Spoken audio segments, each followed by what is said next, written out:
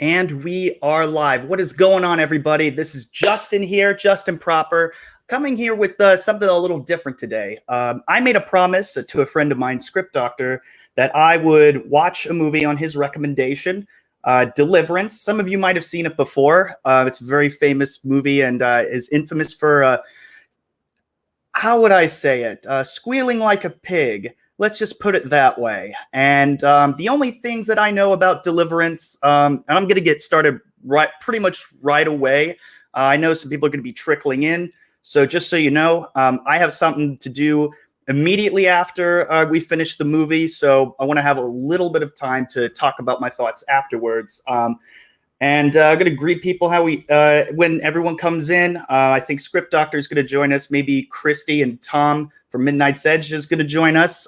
But right off the bat, I'm just going to start the movie now because I know it's going to take a few minutes for people to trickle in.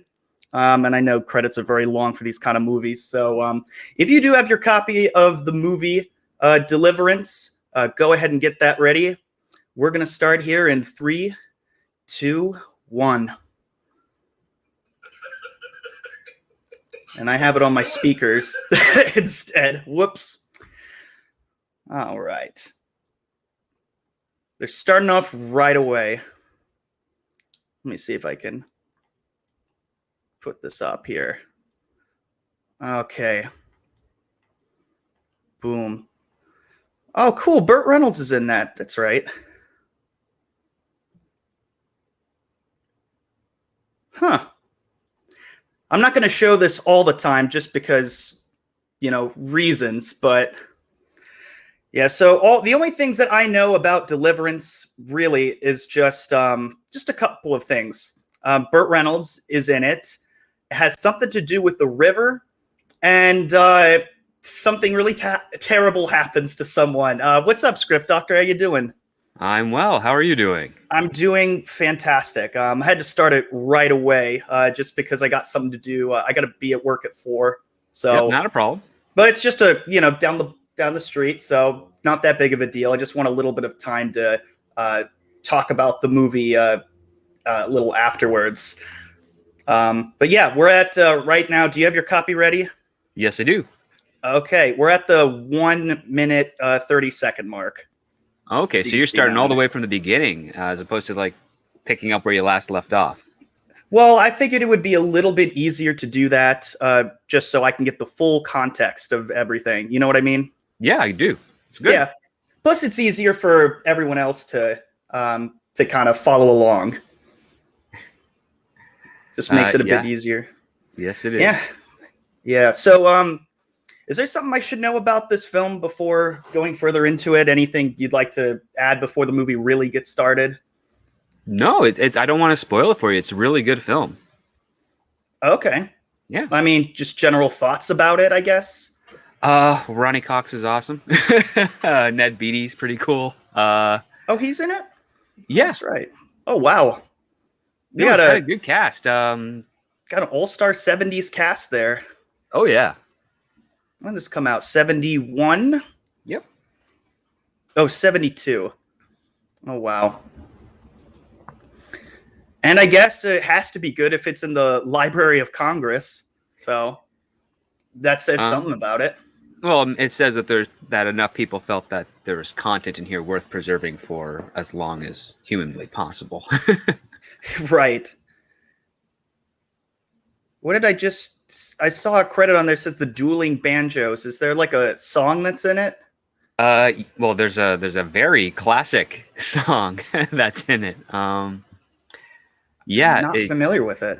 You're not familiar with it's the creepiest banjo song that's been used as like a trope in a lot of television shows and other films. Oh, that's interesting. We got a couple people in the chat already. We had Toxic Man Flu was saying squeal like a pig. Of course, for some reason I can't find it anymore. I guess he deleted it, but okay. Yeah, that's one of the things I know about the film, really. I've kind of forgotten most of what happens at the beginning up until that point.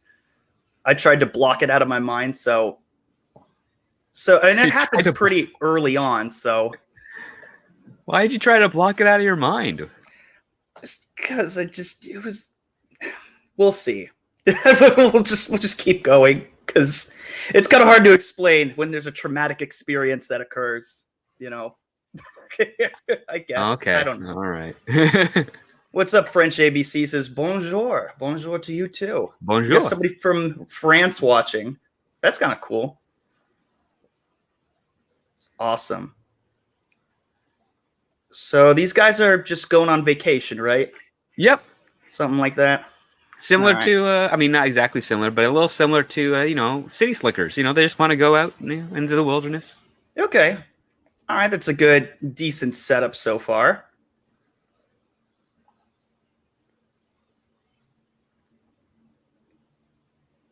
I feel like I missed a lot of dialogue during the during the credits. I don't know if it foreshadows anything early that happens later, but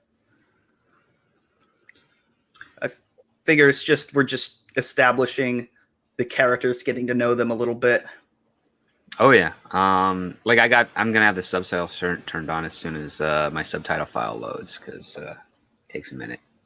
Oh, I do not have the subtitles option, but that's okay. I can hear it enough.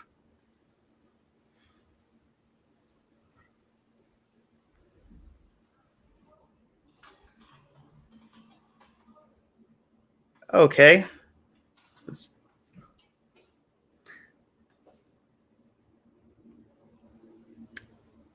All right, I'm getting a little awkward vibes from that.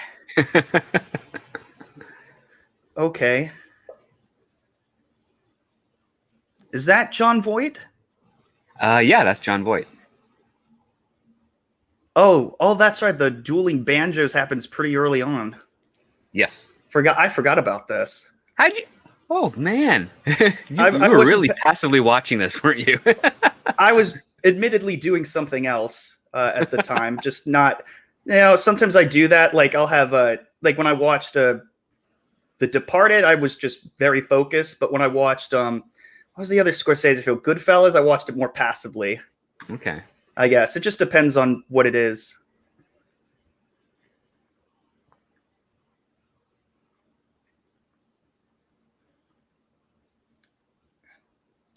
Oh.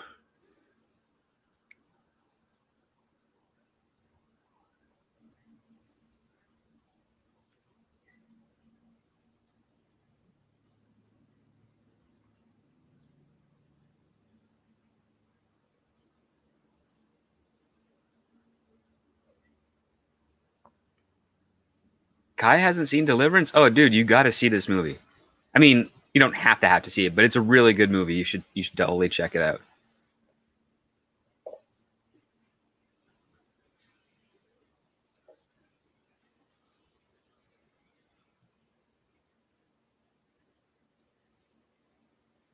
Where did they find this creepy looking kid?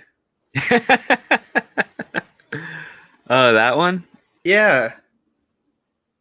Uh, yeah, casting directors are quite pervasive.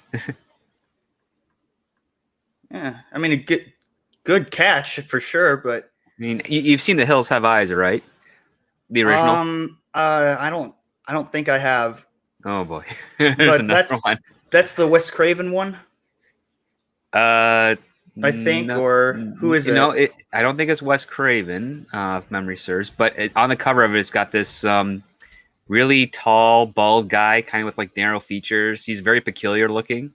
I've seen him in a couple other movies before. Yeah, he's in Weird Science. He's in a couple of comedies and other horror films. Capitalizes on his appearance. Yeah, absolutely. and it was Wes Craven, huh? Oh, it was? Okay. I forgot that. I'm digging this. It seems like John Voight's the only one who's actually connecting with these strangers. Like everyone else is just like, what is like they just seem like they're uncomfortable a little bit. Well, yeah, we've got this great fish out of water situation for some of these guys. Right. Hey, what's up, Angry Vader? Good to see you here, man. Now, if you guys are just joining us and you want to follow along, we're at the dueling banjos part. We're about 9 minutes in. I really like it, moments like these when musicians get to bond, even though the kid hasn't even said a word yet. No, but it's also a status game. It's basically they're communicating through skill and like it's kind of they're learning about each other through that way. It's like, oh, you know how to do this riff, or oh, you know how to do that. And it's like, oh, can you And he can't catch up. Yep. All right.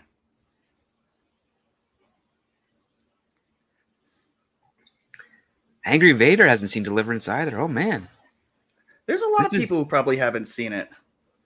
I think Christy and Tom might be coming in later, but I'm not sure. I could be wrong, but Script Doctor and I are here, and that is fine with me. Maybe they'll come in later and just be like, say like, oh, what'd you think or something. I don't know. They're more than welcome to pop in.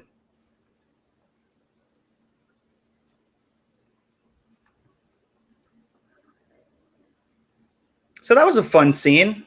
Yeah. I didn't know how I don't know how many times I get to see a scene at a gas station where it starts off creepy and ends pleasant. Yeah. I guess it's just don't judge people just based on appearances, I guess.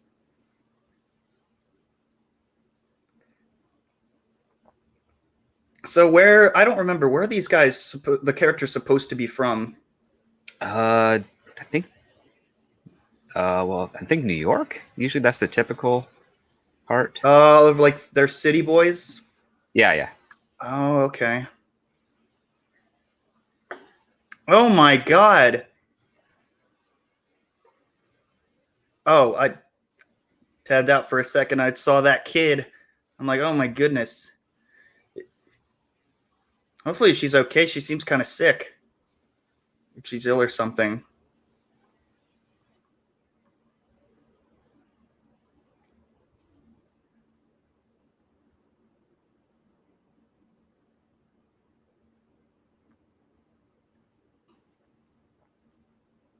Oh my.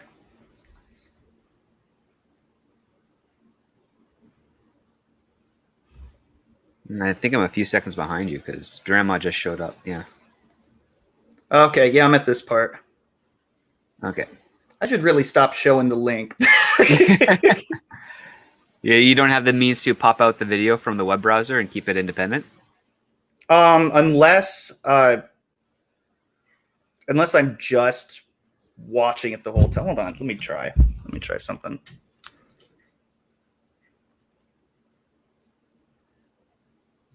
I don't think I did it correctly. Shoot.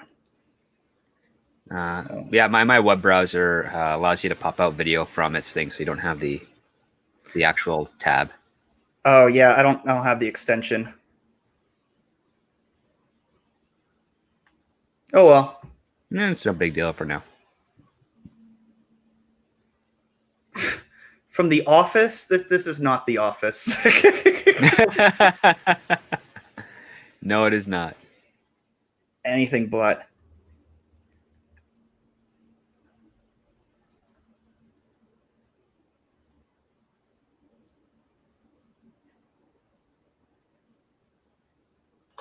Oh, these people. Oh.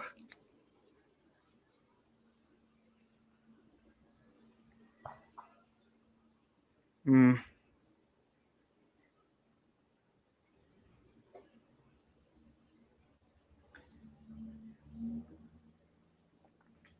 So I missed it. So what do they need to pay the guy for? They're going kayaking and camping, and they want to go to this specific area. Okay. Is it forbidden or something? Not really. There's just some stories about it locally, and that's why the guy's asking for 50 instead of 30, and okay. Reynolds to take him out there. Yeah. Is that a dead dog just out there?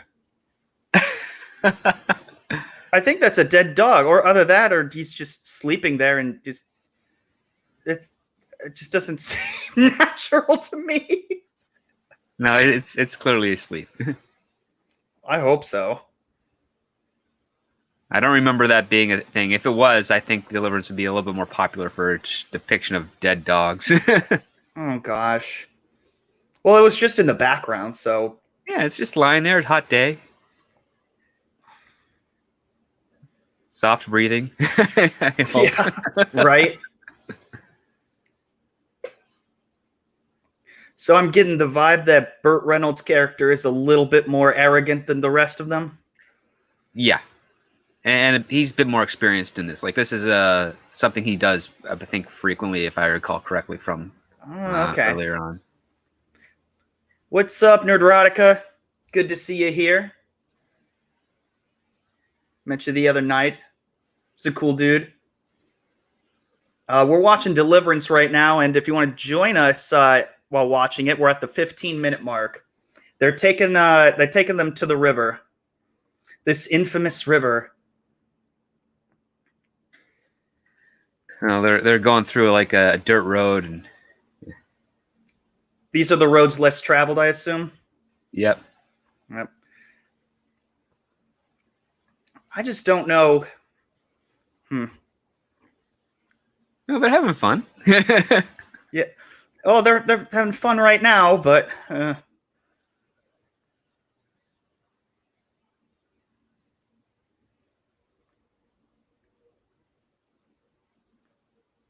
oof.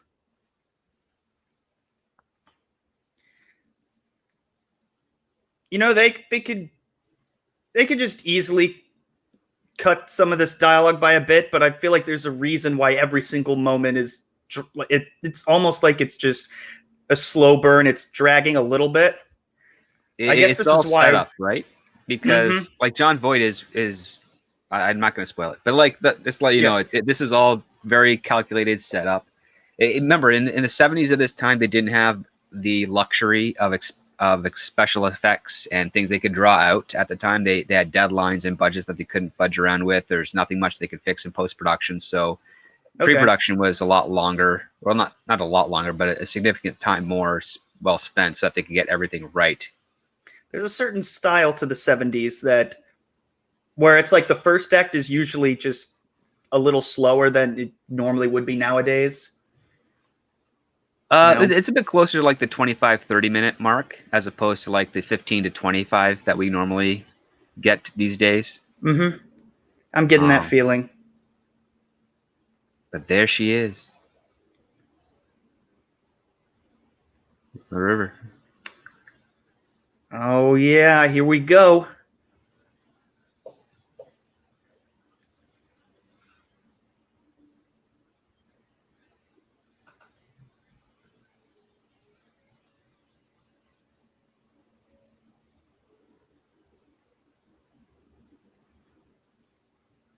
She'll all be gone.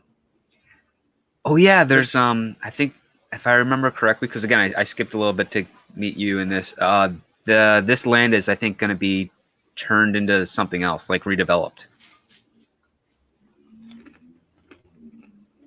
So some deforestation going on? I think so. It's really just a catalyst to get these guys out here, but because that's so sometimes I keep forgetting on that part, but yeah. I was gonna say that's probably why a little later on, why some. Oh, yep, they just said it. Can't judge people by the way they look. Immediately makes a fat joke. Yeah.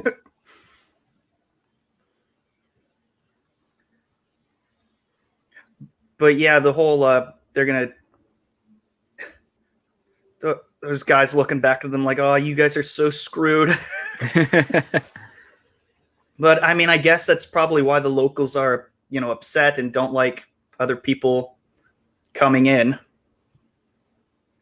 Well, I mean, that's yeah. Sometimes city folks come in to stir the pot of the tranquilness of rural areas. Yeah.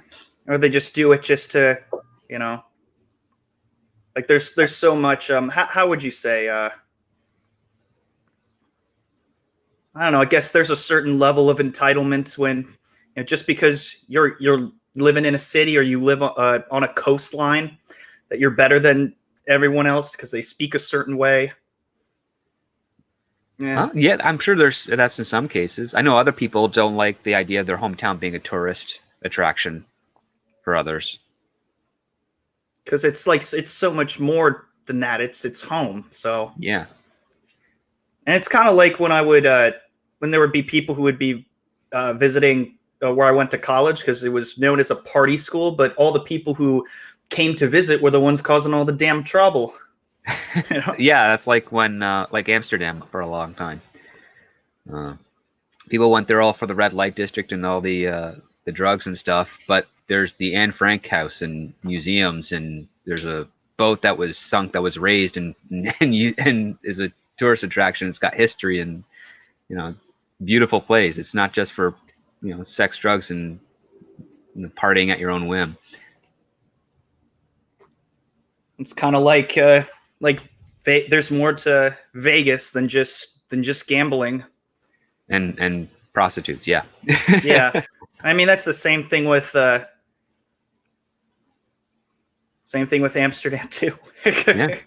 No, when I was there, they were shrinking the red light district because they didn't like the tourists messing around their city. Hmm. Oh, that isn't creepy at all. This dude just... The kid on the bridge. Wait a minute. Oh, that's the kid again. Yeah. Ronnie Cox is like, being friendly with him.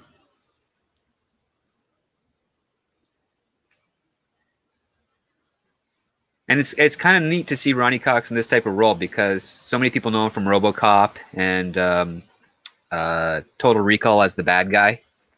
Right. But here he's just like, nice. He's more like actual real Ronnie Cox. Just a sweet, nice guy. Right. He just plays the guitar and he's a nice dude in this one. Yeah. It's nice to see when some people break their stereotypes. Well, this is what a stereotype was before those movies. Again, it's like a decade prior. Oh, okay. So what's the term when someone's pigeonholed to a certain role? Typecasting. Typecast, okay. Yeah. Oh, okay. So he managed to do a complete 180 then. Yeah, Paul Verhoeven just saw, let's get this character who's normally nice and make him the biggest jerk in the world for RoboCop.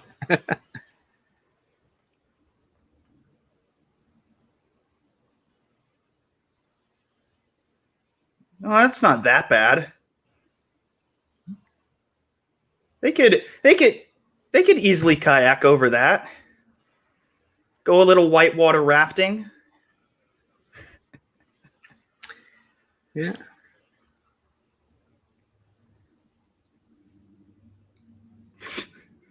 Yeah, good advice. Don't hit any rocks with your head. Solid. That's just a baby jump, though. Well, yeah, but for a guy like Ned Beatty, he's never done this before. He's probably real nervous. Yeah. Although he's going to be, this is going to be nothing in comparison to what happens to him later. He's not going to be worried about some pathetic little stream. It's kind of like a coming of middle age story. Coming of middle age. That's a great way to put this.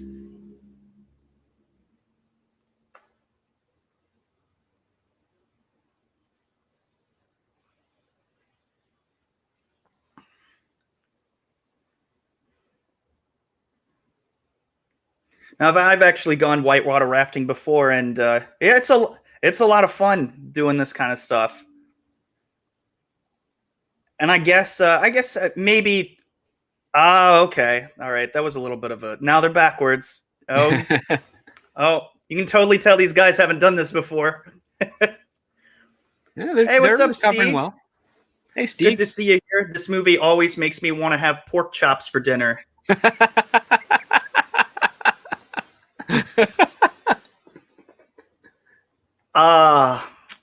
Just dawned on me.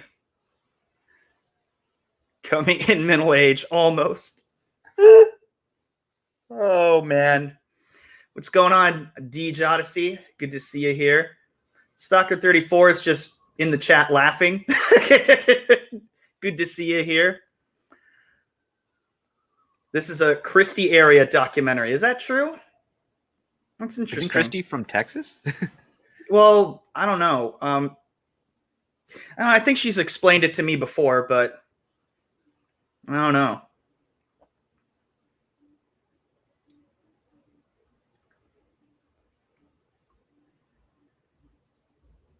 You know, so many people would just do this in a studio and be kind of sad. Well, I mean, that's for safety reasons primarily. Yeah. But yeah, like I get what you're saying here. Actually, you know what's really even more sad? Most people, just because of the current situation, are stuck doing this at best, like through a video game, just kayaking. That is really sad. I know. I mean, some people. Oh, looks like they're having a good old time here.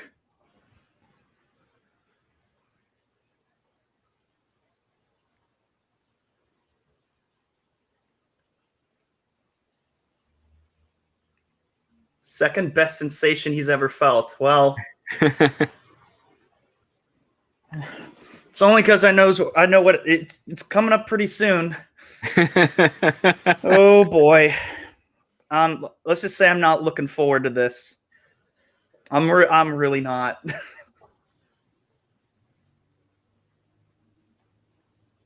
Oh man.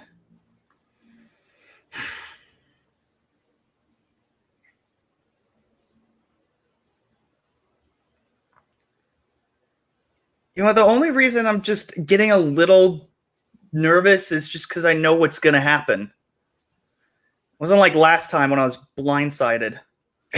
But that's the fun of it. Man.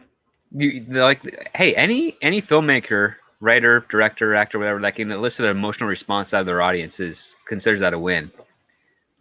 Preferably they want something that is not going to give you nightmares or make you really upset or angry, but they want you to feel something and respond to it and not be averse to watching that part of a performance or that entire project again later on. Oh, that's a cool fishing crossbow. It's just a regular bow and arrow. Nobody's using it as this fish line, yeah. Fish, yeah. Yeah. No, I like that.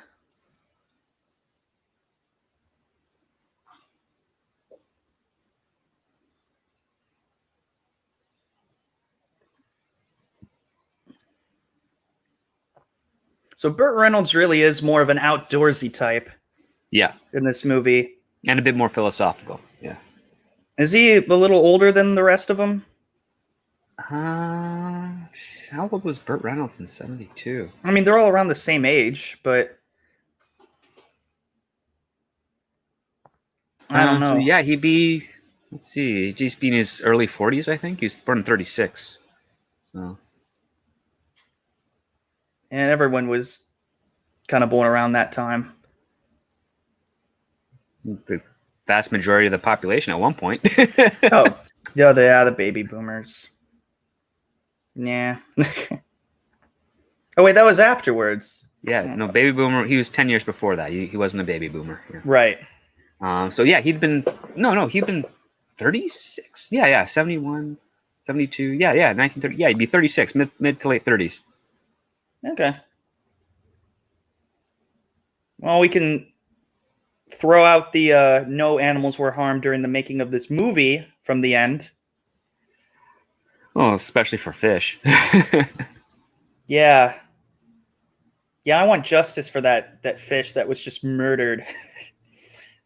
Who knows where he would be today? Oh, man.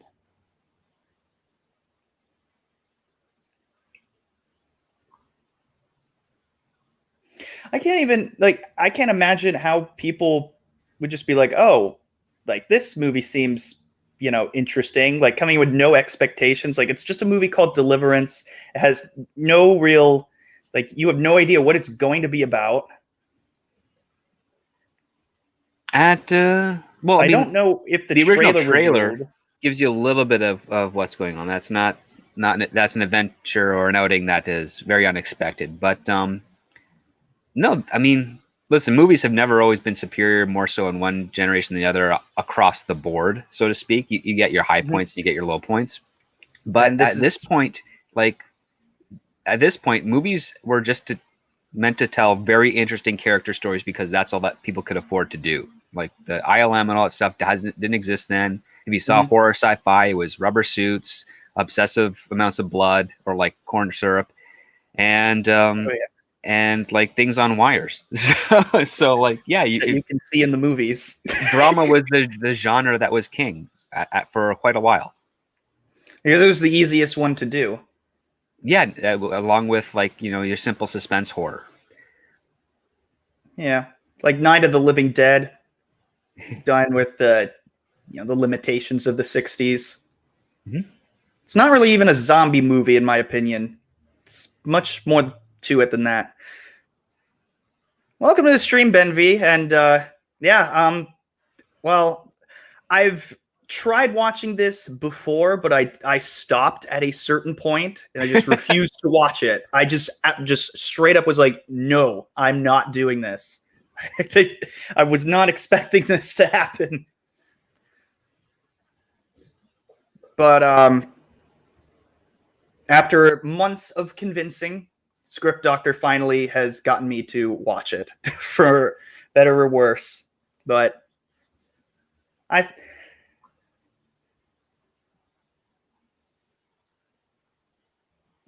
you can tell I'm just anxiously awaiting. Ben V, one of my favorite movies. I mean, I think it has to be Back to the Future, but no movies are quite like that. It appeals in a different way, but I don't know. What's your Script Doctor?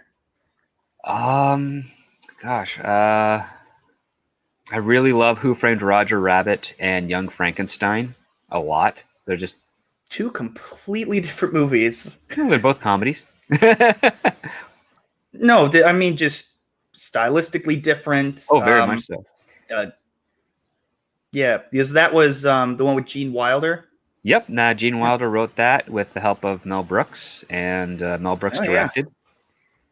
And the reason Gene wrote that is because his agent represented himself, Peter Boyle, and I keep forgetting this other actor's name, but the one who played Igor. And he's like, I need a movie that has all three of you in it. And Gene was like, well, okay, why are you telling me? He's like, because you can write, so write something with all three of these guys in it. And he wrote Young Frankenstein. And then Mel Brooks would do some tweaks here and there, but it was mostly a Gene Wilder written venture. And then it kind of really catapulted Mel Brooks's comedies after The Producers, which was a few years prior. I still haven't seen The Producers. Isn't that the musical? Well, the original one with Gene Wilder and Zero. I forgot his last name too. Cause it's going back. That's from like the '60s, and that was a screenplay and possibly a stage production that Mel Brooks was trying to do for better part of a decade before he turned it into a movie. Oh. And he pitched it basically as the parody play that's inside the film. But then he did it as a movie, did very, very well. And then it wasn't until like 40 or 50 years later, yes, Marty Feldman, thanks DJ Odyssey, that he decided to put it on as a stage play with Matthew Broderick and Nathan Lane. Which most people remember. Those two, I guess, from recent memory, if they starred in it. Oh, I mean that dominated like the early 2000s up to like halfway through the mid-teens. Like the Broadway production. The Broadway production, yeah, because they did that for a few years. Those two.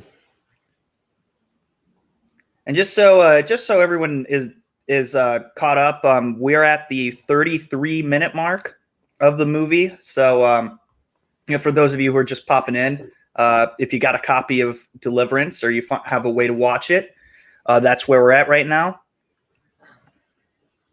John Voight's all alone with his bow. All alone with his bow. I like that little jingle you got there.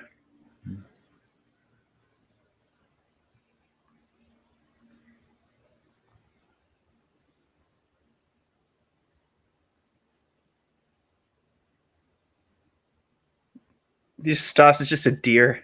Yeah. Oh, that's food for a month. It's true, but well, they're only coming here for like what? Like not a weekend trip, but I mean just a few days. They're gonna just eat all of it then? I don't know. You could. I mean, it's a kid, so kid Well, deer. Ned Beatty is with them, so I guess it's possible. Yeah.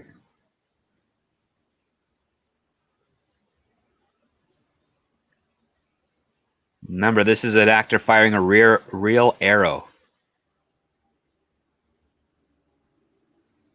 Not those CGI arrows you see on TV and other films. Everybody was away from the direction of John Voight at this point. Right.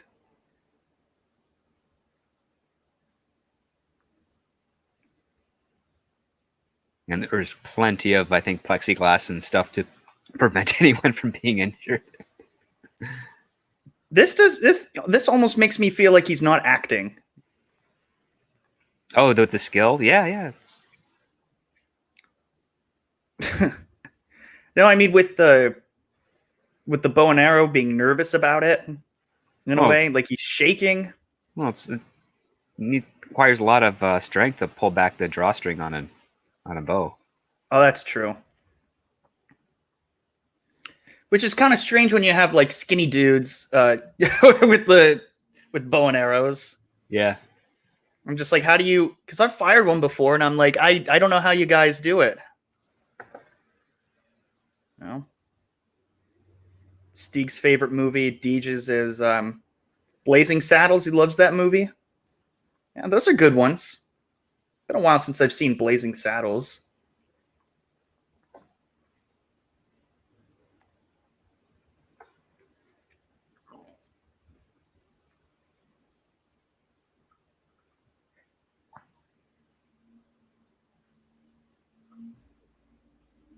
Oh God. Oh, we're getting close.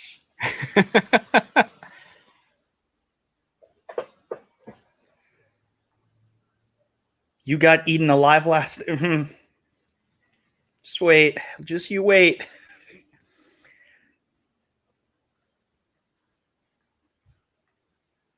Oh. Oh, look how tranquil this all is.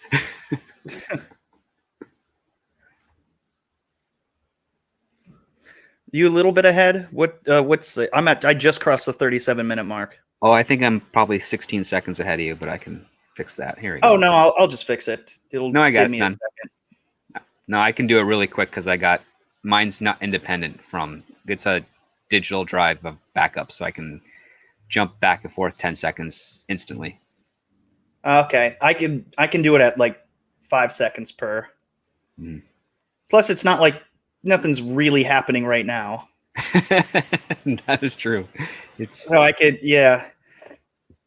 It's calm. It's nice. Oh, look, a waterfall. This is a false sense of security here. That's what it is.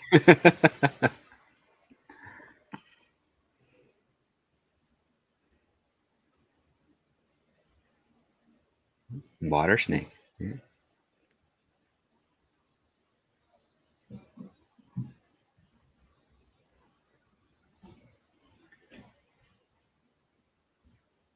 And they're all alone. Ugh. Getting nervous No, don't here. drink that. Don't drink the water.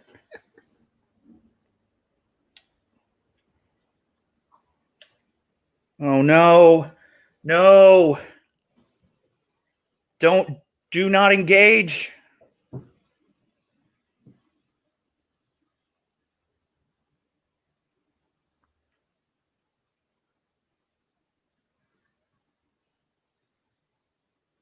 Oh my gosh.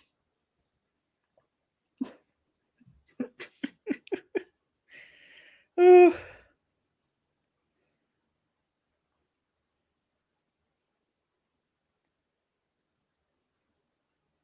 Here it is.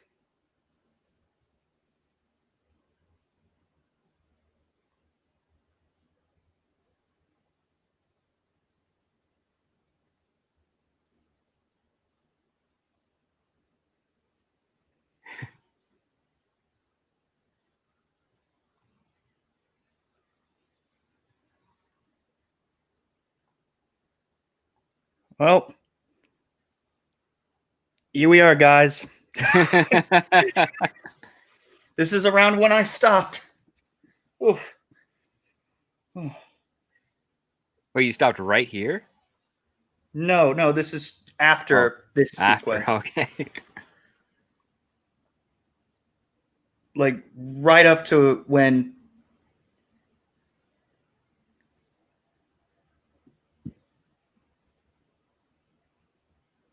he's just awkwardly stroking his face.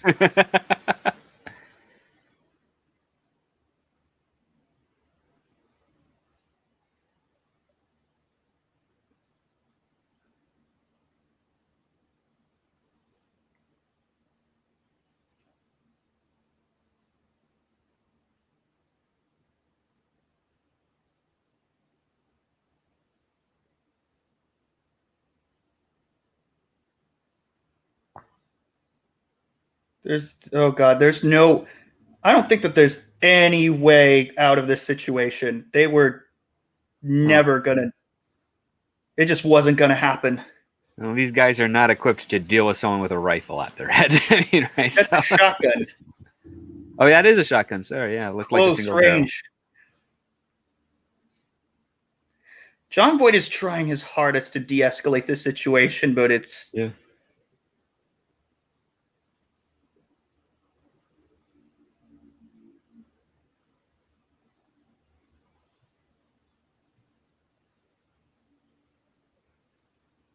oh god, they're starting to corner them. He's walk. They're making him walk, taking him into the woods.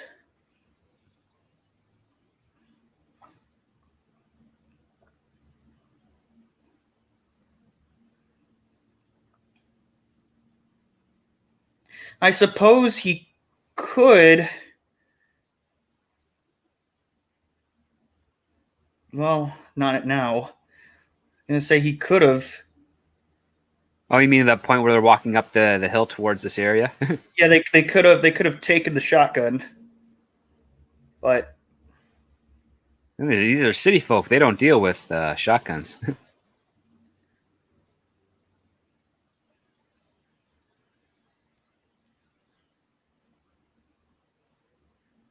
oh shit, they're having him strip.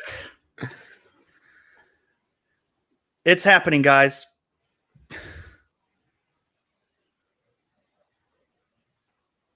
This isn't gonna end well. Oh, of course not.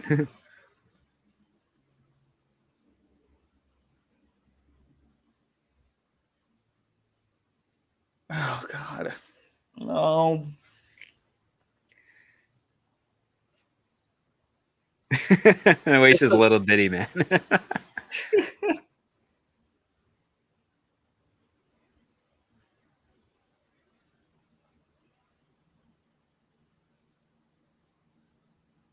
Take off his panties. That's what he calls it. Yeah. Oh no! No! Oh no! Oh, God!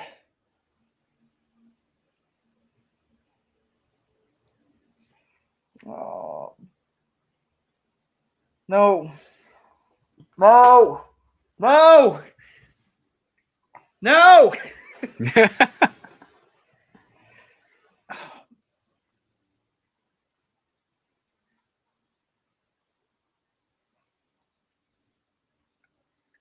He's saying it. No.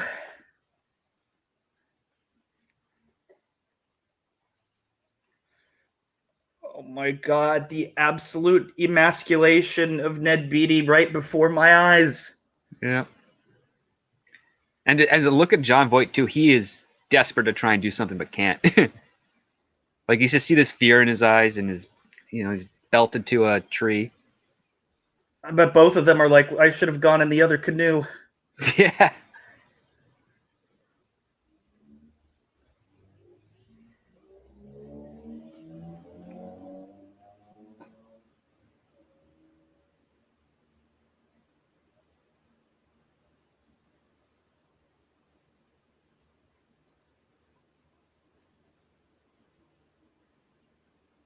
He said it. He said, I bet you squeal like a pig. Oh.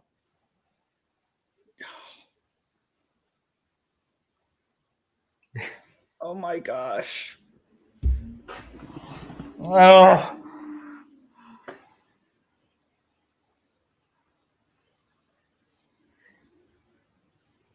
Oh, that angle where you can't quite see it, but oh man.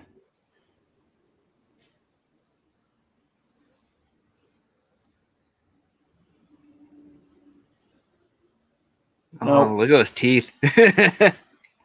Jesus.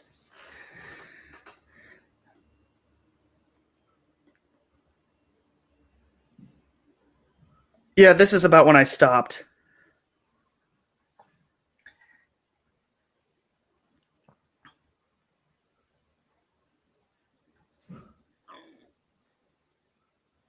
Oh, that frickin' smile.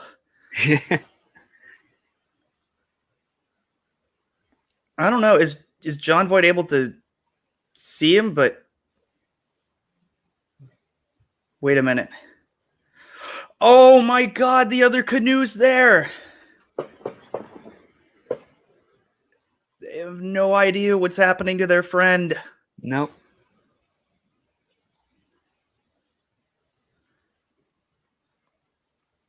Oh my God, the acting was just superb there.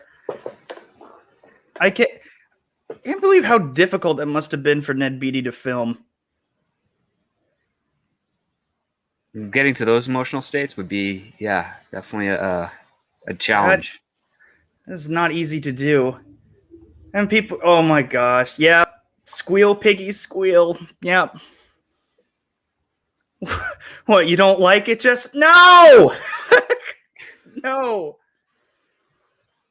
Oh, damn. I was not a fan of that. I was not. I'm never really a big fan of rape scenes, to be honest. That's never been. I don't Something think that anyone is. I really hope not, at least. That's. Yeah.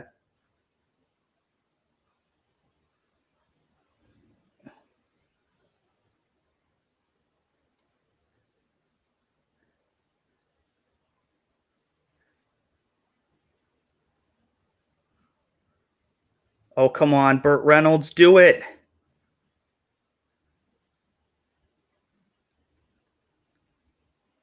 Yes! Oh, he freaking nailed it.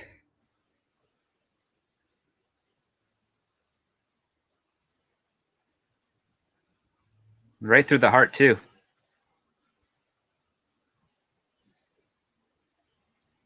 Oh, but the other guy got away.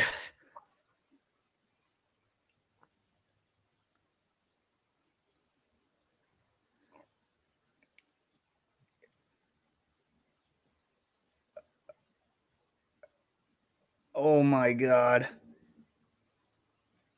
This is a slow, agonizingly painful. Yeah. And he's still getting up. What's he gonna do, right?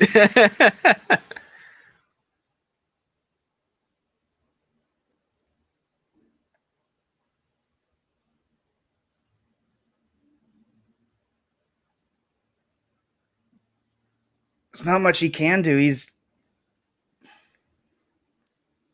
don't know where he's pointing at, but okay.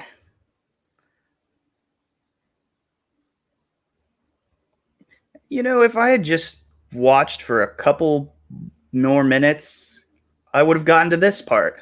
Yeah. Which is why we told you, me and Tom were telling you got to keep watching. That was some instant gratification if I've ever seen any. No, that's some choice words.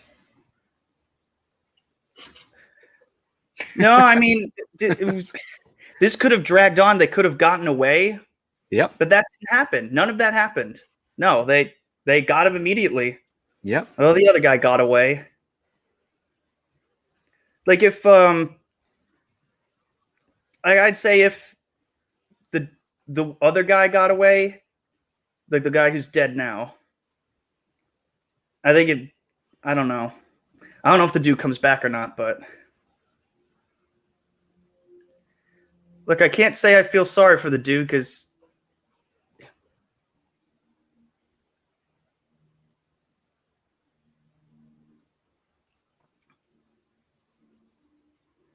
sexually assaulting that.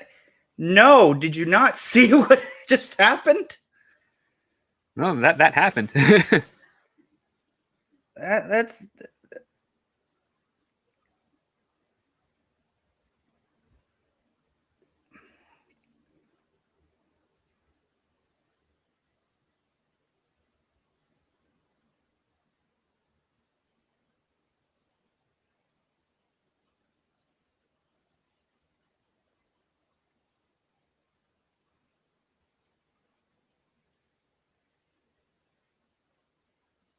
oh boy.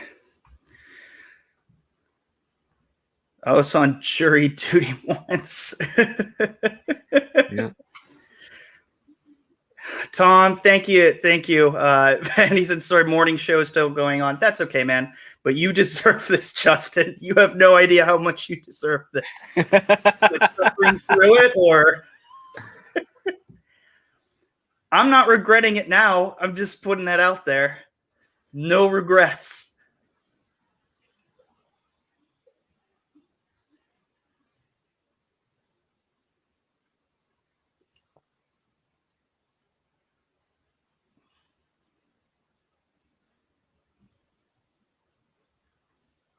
So really, they're trying to weigh out their options of what to do. Well, yeah, they're in recovery and panic mode right now and desperate. The only person who's really keeping cool is Burt Reynolds. Well, they're arguing about the small community in town, right? So if there was to be the body turned over to the authorities and charges made and laid, and there's countersuits, the town would most likely be against them because they're out of towners. And they can easily make a case against them. Yep, there's a lot of implicit bias that they'd have to go up against. Right.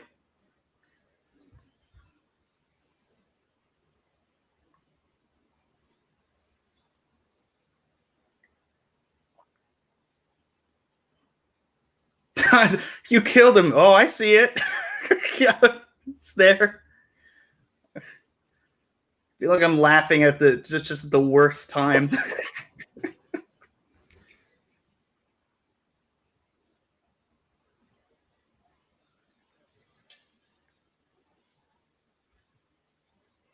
Oh man. Yeah. I see. You realize from now on when you get to when you go to someone else's stream, chances you hear this part. The sort is greater now. I guess. Oh yeah, when like instead of going on saying like this is messed up and stuff, I'm like now like, oh no, this is my opinion on this scene just completely changed. Yep, you did a complete 180 because of there's a cathartic moment to it. It's the instant comeuppance for the bad guy. I didn't even need to have it instantly. I'm just surprised it happened that quickly. Well, yeah, that they set up a horrible thing by having Ned Beatty go through that, and then you get the new suspense with John Voight's now next.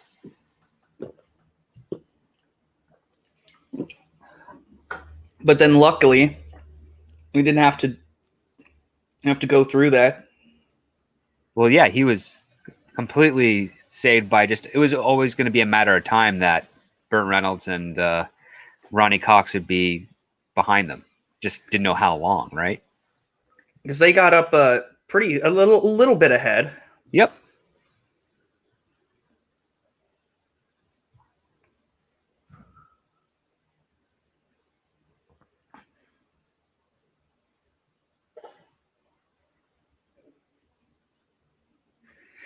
Oh my god, I could watch these four dudes just talk about this for the rest of the movie. But like the situation is great because they all have their different points of view. Ronnie wants to, be truthful. Burt Reynolds is terrified about the manipulation of the law in this area. John Voight is in shock, as is Ned Beatty. But Ned Beatty just doesn't want to be a part of this anymore. He's probably reliving that horrible moment over and over right now as these guys debate. I mean, what else does he have to say about that?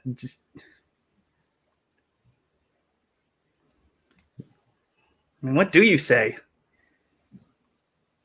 Yeah. Oh, he wants to bury him. Yeah.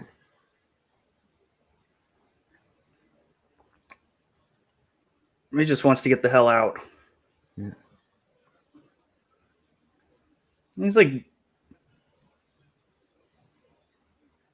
why does he have to say that to Ed right there? It's all up to you. He's the one freaking out.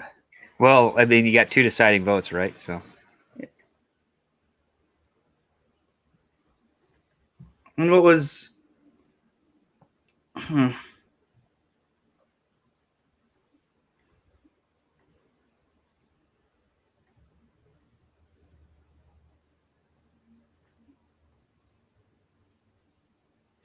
No pressure.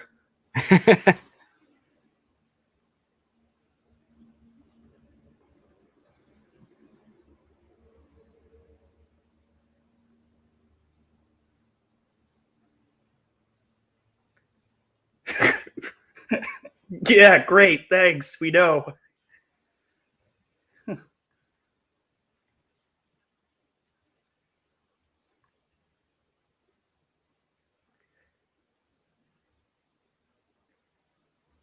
That dude had to stay there on that tree. That actor had to do that for a long time. Surprisingly, probably not as long as you'd think, but yeah, for a while. Oh, I mean, because I imagine they did more than one take. Well, they would get his coverage out of the way because a lot of the stuff we saw were like medium close-up shots and whatnot, right? So, yeah, they'd do a couple of masters of him just standing there. And having him in the frame. Yep. So he had to at least spend a good couple of hours, and if he had to leave, he would just have to stay in the same spot. Oh, no, they would take a Polaroid and they'd line him up. They'd have markings on the tree and everything, all specific. So they could, like, walk depending away on how quite long, often. well, depending on how long it took them to film. Yeah, and also, like, how much daylight they had, so. Right. They probably did it for maybe 2 or 3 hours over 2 or 3 days. It's like, imagine in the middle of one of those long takes, one dude just flubbed up entirely. Just it's why you hire professionals to do this. Yeah. Kind of stuff. Oh, that's why I tell all the indie filmmakers that come my way. It's like, never do long takes, man. You're not dealing with enough people that are gonna nail them. At least, I mean, when you have up and coming actors or people who aren't as experienced. Yep. You probably would want to go with somebody who has more theater experience. To a point, at least with because again, a theater, you're acting for a larger space, an area of space. Yeah, and it's more limited, not acting for the camera. Yeah. Like, because the camera, you have to be subtle because it picks up things a lot larger by design. And for a theater, you got to be bigger because there's people in the back that aren't able to see what your face is doing. Yeah, it's great for the people in the front row. They see your face, but they can't do that with... You have to use your body a little bit more. Yeah, more expressive. Yeah.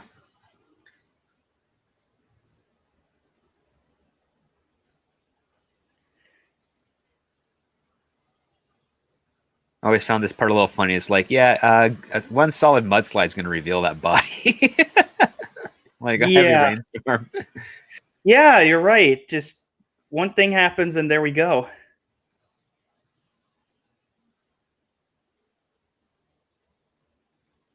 So are they burying him with the shotgun too? Yeah. I mean, they could have at least taken the bullets out. Or they could have like shot him in the chest with it to obscure the arrowhead, Right. so it looked like someone shot him with a shotgun and then buried him instead of killed him with a bow.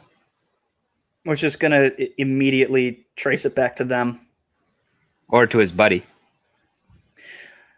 True. Then it would kind of be like 4 against 1. Yeah, like we don't know who this guy is. Yeah, he just shot him. We just heard a gunshot and we just kept on canoeing away. Just completely ignoring the fact of what happened to Ned at all. Yeah.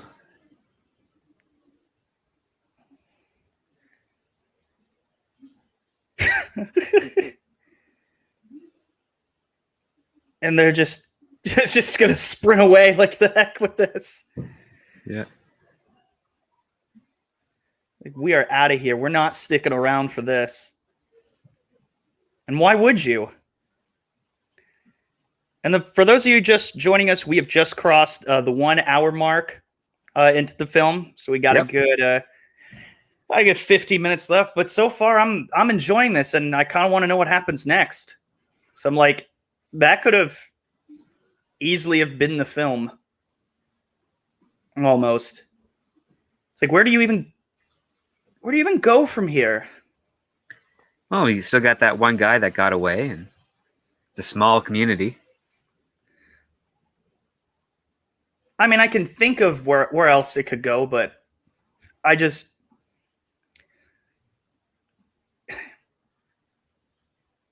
guys go on a canoe trip, some dudes rape one of them, and now they killed the dude, buried the body. At this point, like, I would just focus on finding their car and leaving immediately. Well, they got to get to Antry. That's where their car's at.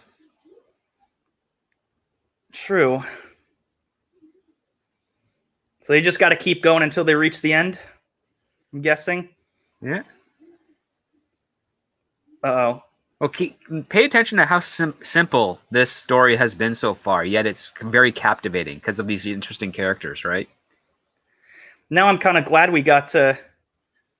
What? Why? What? What the fuck? What the... Oh, God. Oh, my God. Well, that's one way to do it. Oh, no, one of them isn't going to make it out. Now when they said you're going to hit your head on a rock, make sure that doesn't happen. Yep. Well, or don't get sucked under it. No. Okay, he's fine. Oh. Oh, my gosh.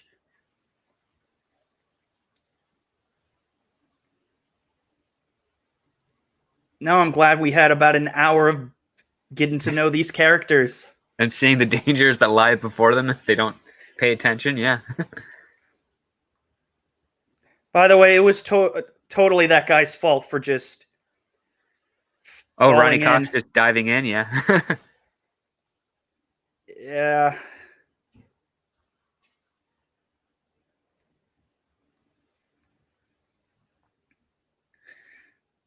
Oh, man, this had to be so dangerous for them. For some of these shots. I'm amazed that they were able to get it.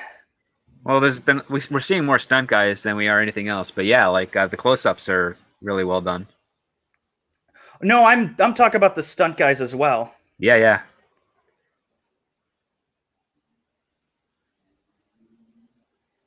I can't imagine there were as many safety regulations in the 70s. Not as many, no, but there's definitely more of a common sense. It's like, can you do this? Like, yeah, are you sure? Yeah. Are you signing a waiver that if something goes wrong, we're not responsible? Yeah. Right. Hey, memes of destruction. How's it going? Good. Hey, how you doing, memes?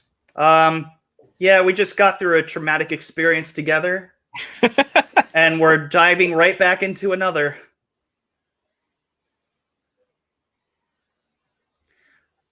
Oh my God, their canoes are totally fucked. Well, the wood one is done. Yeah, it's in half. Yeah, now. that one. Was the other one still? It's a metal canoe, so it should be banged up, but all right.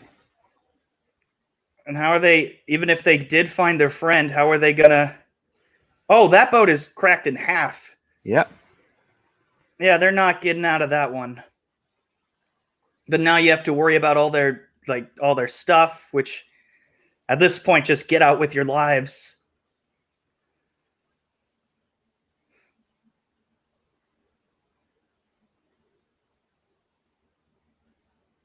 Did you hear that? What? So Ronnie Cox's character was shot. That's what happened? Just yeah, then? that's how he fell over. Yeah. I didn't even hear a gunshot. Oh no, it was loud rapids. And that must have been what happened to... Oh, did he scrape himself on some coral or something? I think his leg's broken because that's some muscle tissue spilling out. Oh, ew. Yeah.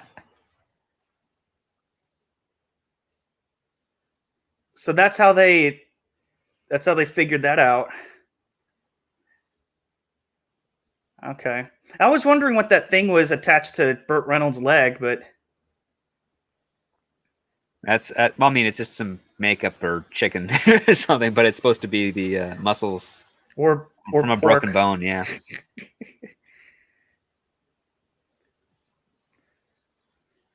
That water's too shallow to be diving in like that. Jesus. Yeah, seriously. What?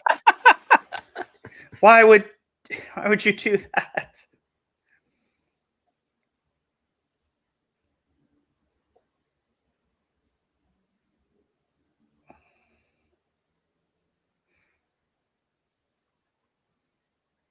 Oh, the broken guitar. Yeah, he's gone. He's swept under.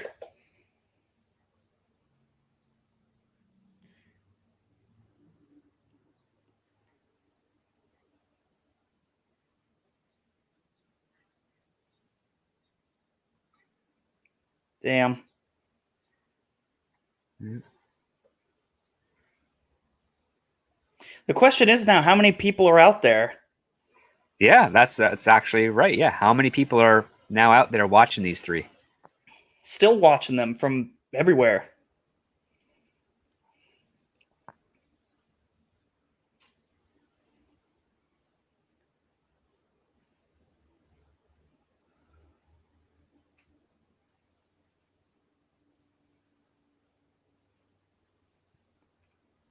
Oh, the other guy was up there. He I guess Ned saw him. Or Ned saw him or Burt Reynolds saw him, yeah. Well, Ned just said it. Yeah. So I'm guessing.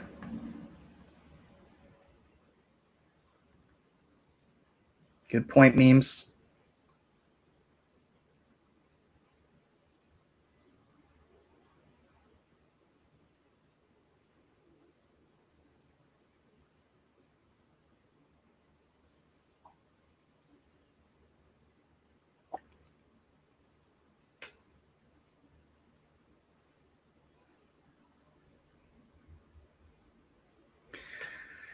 Oh, I guess that's the pain now finally seeping in.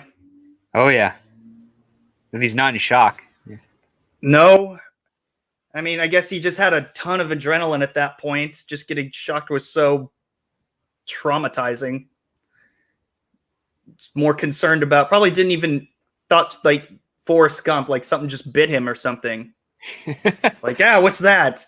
Well, sometimes you don't actually feel the instance of the pain. It's the after effect that hurts more. Right. Like every time your blood pumps, it just feels, it gets more aggravating. Well, yeah, your body's trying to heal itself and as quickly as it possibly can, and Well, there's only so much you can do with a bullet. Got to get that out eventually. At least he's not bleeding severely. I mean, they should at least wrap it up.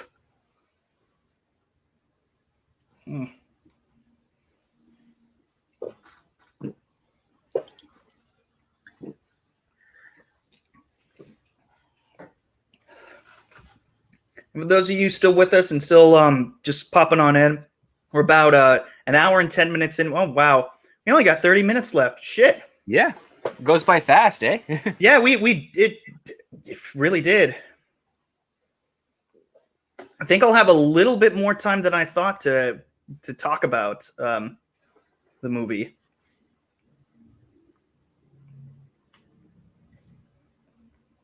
So just lost track of time.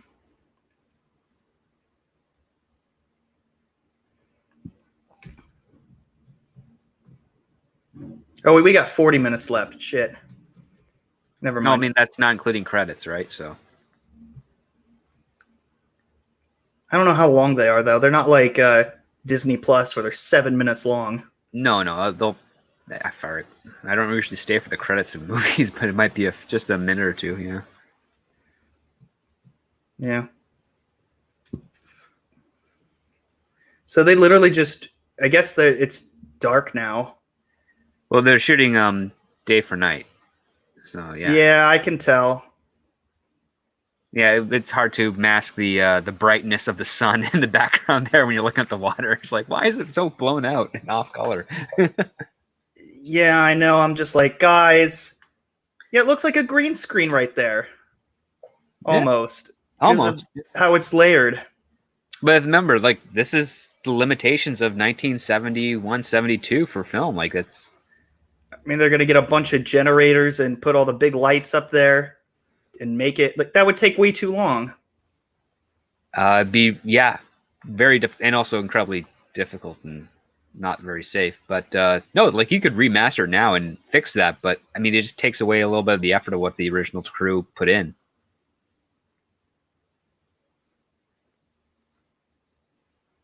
Oh man, he dropped his wallet with this picture of his wife and kid. Yeah. Hasn't he been through enough? Clearly not. Now we have to get rid of that, any sort of psychological safety or hang-ups, reassurance. See, we could still tell it's day. It's gotten brighter.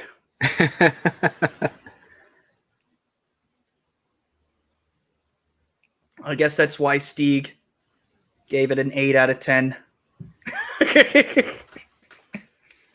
Docking points for little things like that. Well, that goes back to the argument of like context of when it was made, right? The thing that people are always upset about when they're trying to judge things by today's standards. It's like they didn't have the technology to do convincing night scene. So when these things are, what are the only things that you have to complain about, it must have been a pretty damn good film. Yeah. You'd think, right? I mean, I've had people complain to me like, "Oh, it's Casablanca's in black and white. I can't watch that." It's like, well, then you're what? You're missing out on a great film. I mean, I've had to watch it a few times for various film courses. My opinion isn't as high of it as some might think, but it was a movie written as they were shooting it. It's incredibly of a great accomplishment at that point. Well, I didn't even know about that. It's pretty cool. Oh yeah, a lot of production troubles and panic and to make that film. So it's just John Voight going out on his own. I guess he's getting take out the sniper, so to speak. Well, yeah.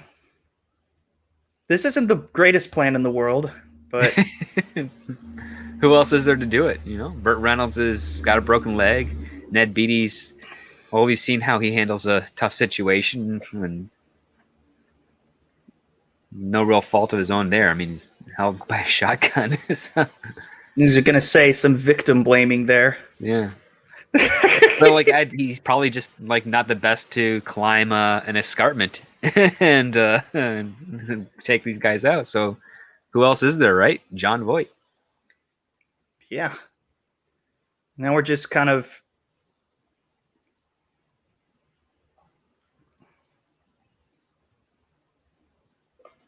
So what's he to do? Is he just waiting for him?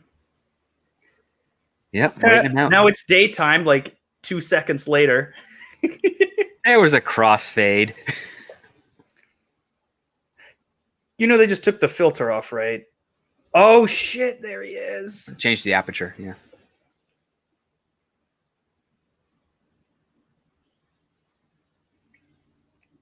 Wait, is that the same guy? Looks a little different.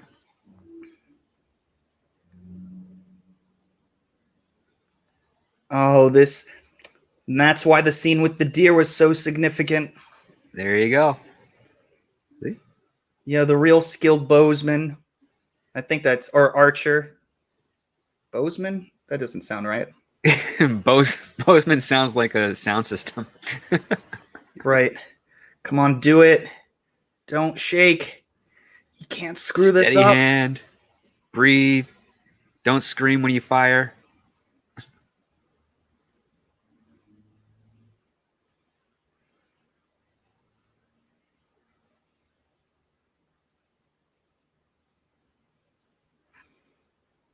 Breathe in and breathe out. Exhale while you're... Oh.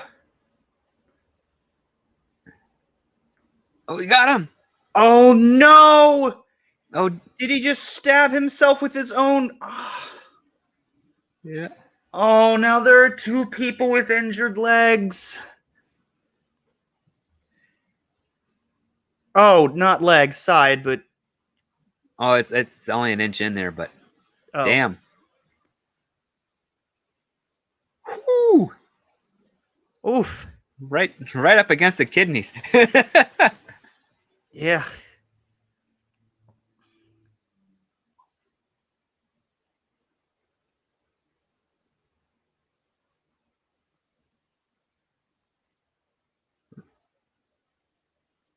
Look, he got him right in the throat. Oh, so he did get him. Yeah. Hey. For a second, I thought he missed. You know what? I'm gonna take that as a win. I mean, he's alive, right? So yeah. Thanks, Stieg. He tipped him off. He got the point. He got shafted. Yep. Oh man. I don't know what The Party is, but I've heard of Peter Sellers. Oh, The Party is a great film with Peter Sellers. Bone seems to like this movie a lot. Stieg also thinks black and white movies are fun. They can be. They can be very fun.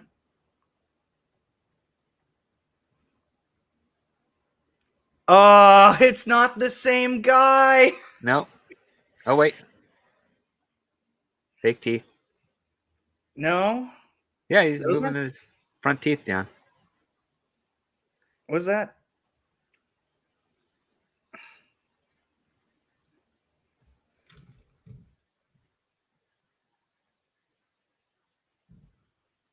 Yep. He was wearing dentures. Yep, you were right. I had to go back in for a second, but I'm caught right back up.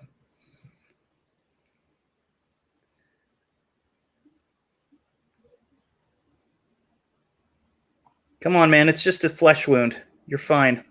Don't throw the gun. What is wrong with you?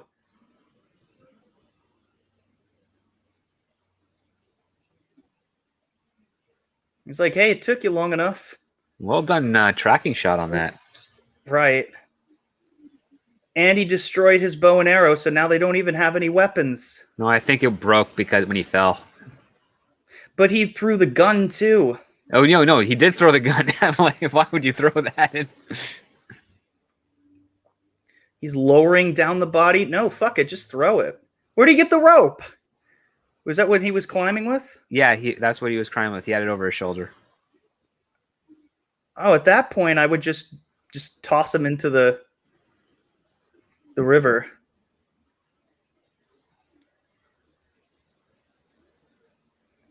Like this seems like it's a lot more effort. Yeah. And he's at the end of the. Is he at the end of the rope? I don't know. No. It's lower enough so that I guess the impact is not going to scare Burt Reynolds.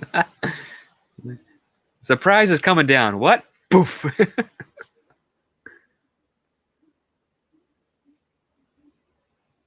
Well, it's not like he's going anywhere. Yeah. Well, they can use that rope to help bandage up his leg later. So. Yeah. But now we got to worry about Jon Voight's side.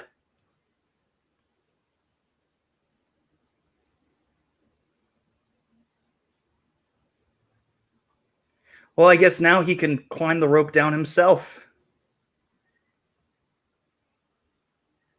Okay.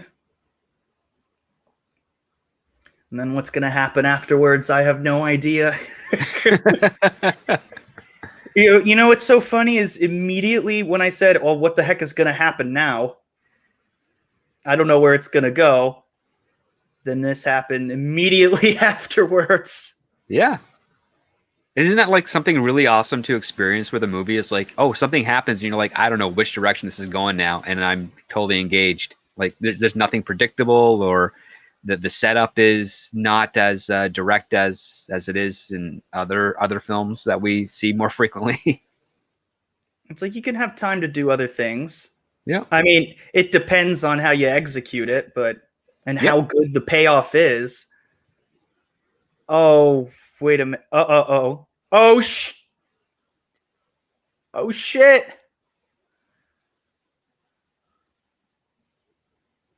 Oh. Oh. Oh, that would have still hurt like hell. Oh, it's better than landing on a rock. Almost, yeah. I mean, at that distance, I guess a little softer, but if any further high, it'd be the same, pretty much. Right, it's not Golden Gate Bridge distance, but it's still like a good, 2-second fall. At least, yeah. When he maybe a little less than that if it's still not that bad. He's still okay. Yeah.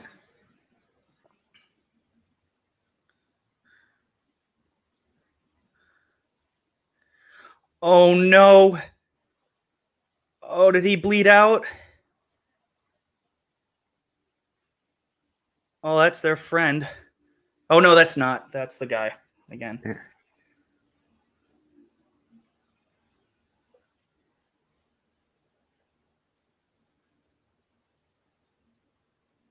Wait a minute. Is Burt Reynolds still alive?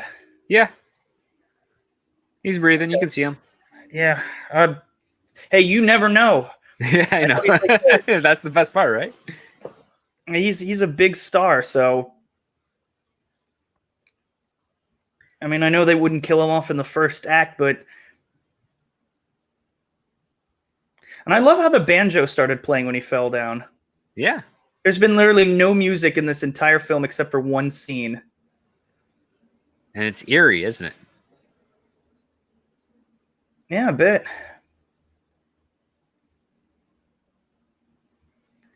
All right, so now they have the one guy who's they've figured out the bow and arrow problem, but now they don't even have the most experienced kayaker helping them. You know, what's strange is just he's like, I mean, I think he's passed out or something. I mean, I don't know. At least they still have a freaking kayak. Imagine if they both got destroyed. But didn't Burt Reynolds, isn't he the only one who knows where the heck to go? Well, they're following the river, right? So that's the only thing they've got at this point. But after that, after that, he'll wake up, sure. won't spoil anything, but I guess is that? Oh wow, oof.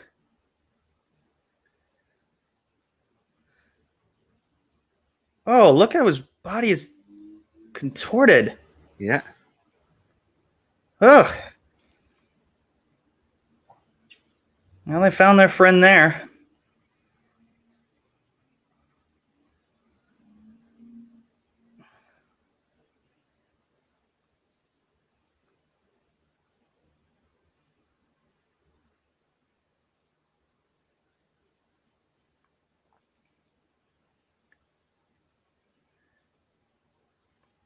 Oh, great. Then now they have more weight to the canoe. Yeah.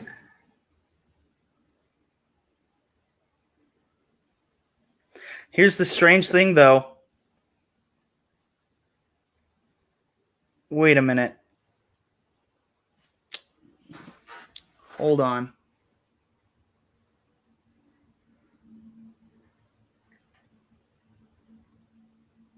There's something not right about this.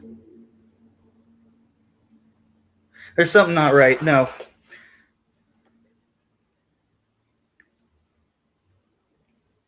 I have a feeling he's not gonna.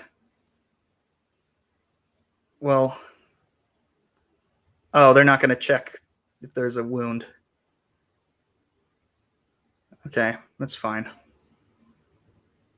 And I love. Oh wow, I love the guitar in the background for this. Yeah. Oh, nice little thing there.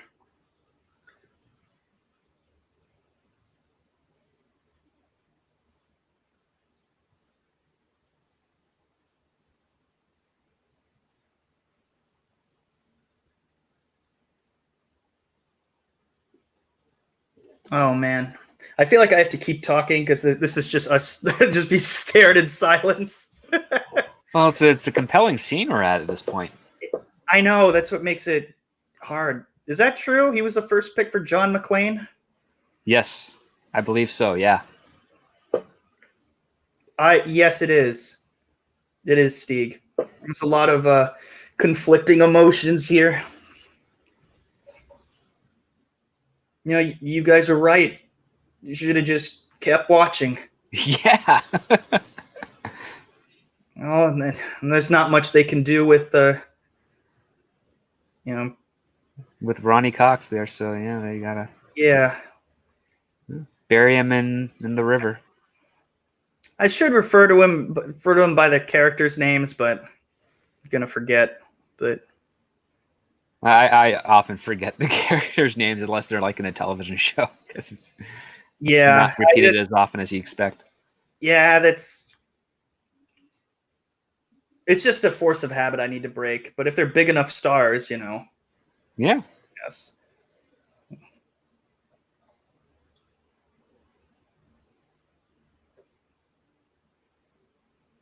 Well. Oh no. Oh, don't.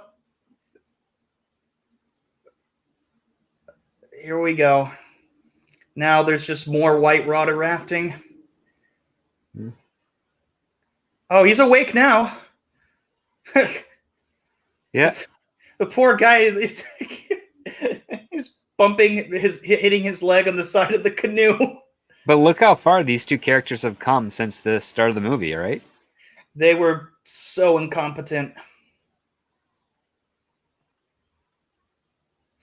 I mean, the character growth with John Voight. I mean, clearly this is his movie. Yeah, like he's one of the central ones. Yeah. I just love how now we've just forgotten what happened to Bobby. Well, I don't think Bobby's forgotten. He's just like, we're focused on trying to get out of this alive. He's gonna have years and years of therapy that he has to go through. Possibly, yeah. Yeah, I mean, oh man. Well, at least you finally got past the part and now see this as a good movie. Yeah, you know what? I think that's just how it works sometimes. You know, you don't.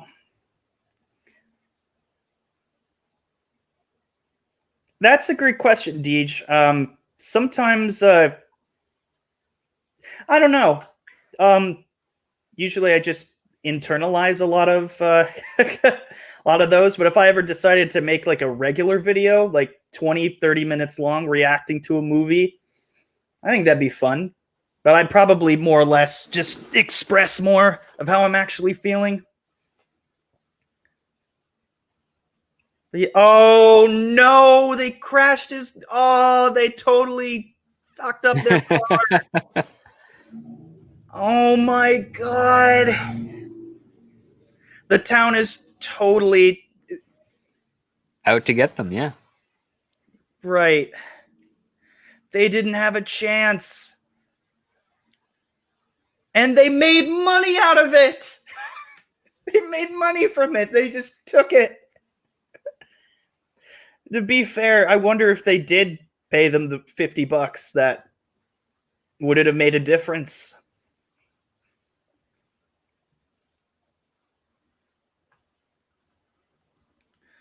Oh, geez.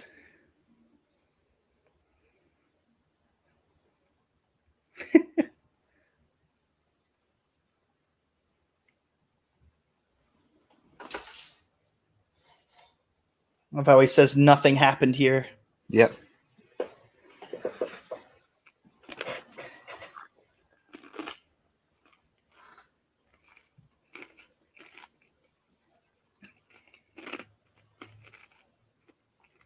It was so interesting that Burt Reynolds was the tough guy. Broken legs, nothing to scoff at. What he shot. That's it, but oof. You can't exactly walk it off. No, you can't.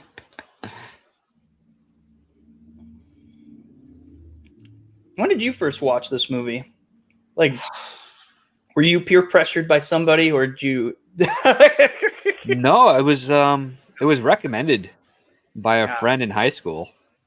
And I just watched it. Like nothing to worry about. Just went for it and dug it. Well, now where do they go? All they do is just keep going. No, this has got to go further into the town area. Yeah, but what exactly are they going to do if they find someone else? Are they going to trust him? Are they going to be out to get them? Very good questions to raise. Well, they see some construction going on. I guess that's what they were talking about earlier. Yep. And they weren't near the river in their cabin or wherever they. No, they were by the lake, right? I think so. This is where they were at the very beginning. Yeah, yeah, because they're going on a round trip. Yeah. All right. The whole river kind of circles. You know, they didn't even need to bring their car anywhere. No, though, they had to drive all the way up to the other end so that they can canoe down. So that's what the guys' cars, that's what they rented the cars for. Oh, right. Church of Christ. Oh, man. I think everyone needs Jesus right now. That's what Christy would say.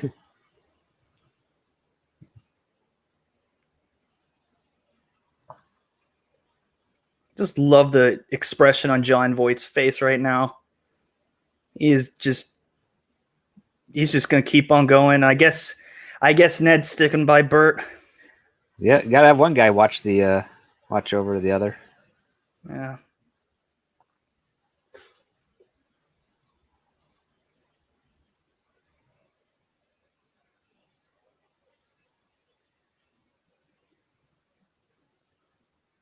Uh-oh.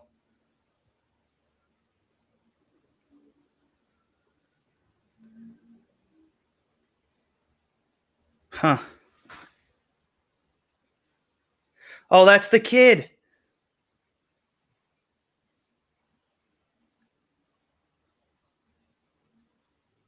Wait a minute. That's not the kid, is it? From earlier? It's a different one. That's a different one, yeah. Okay. Oh, they just skipped to. Oh, thank God. I thought something else was going to happen. Oh.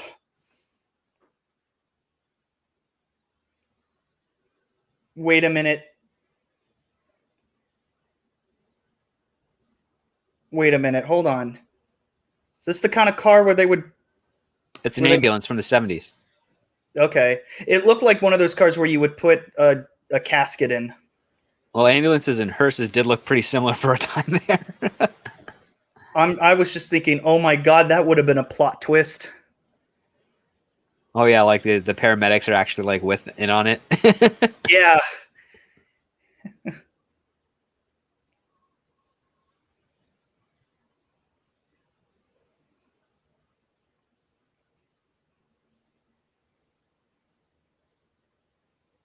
Okay, I guess that's. Wait a minute. And we still have 15 minutes or so left, so what else could. No, this is probably going to bite me, but what else could possibly happen in these next 10 minutes?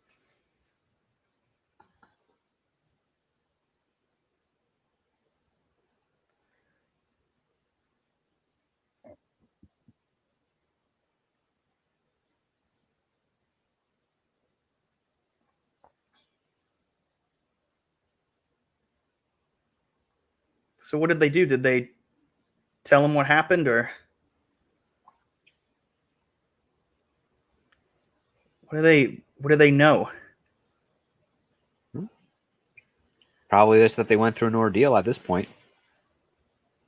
I guess they're not questioning it. At least these people seem rather nice.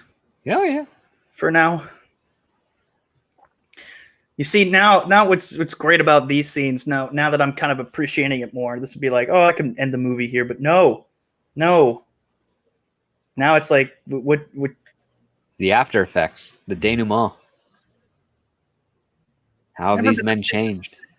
Never been the biggest fans of the denouement. Oh. I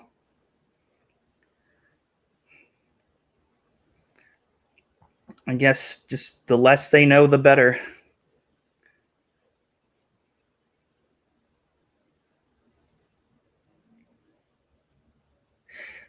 Ned Beatty's just surprisingly calm about all this. No, he's proved a lot about himself throughout this entire ordeal. I'd imagine so.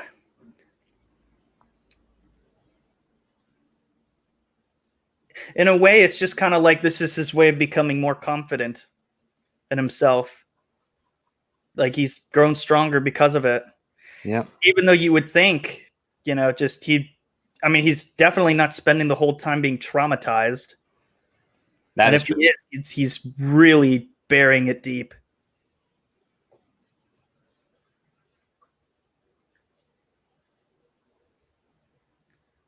Do you recognize this piece of... Oh, no. Oh, no.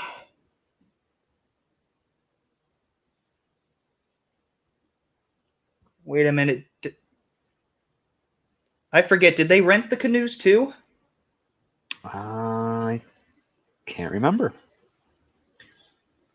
Oh.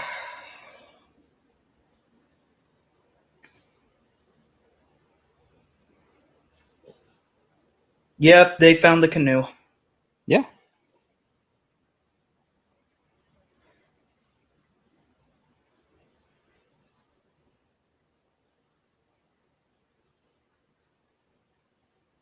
So.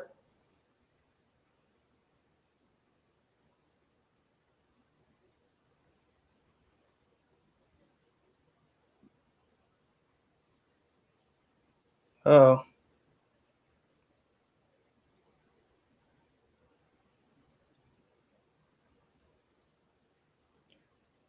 I love how they're wearing the same shirt now. Yeah. They're on.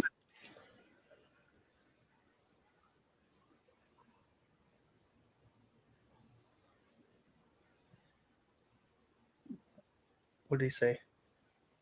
I didn't do that. Yeah.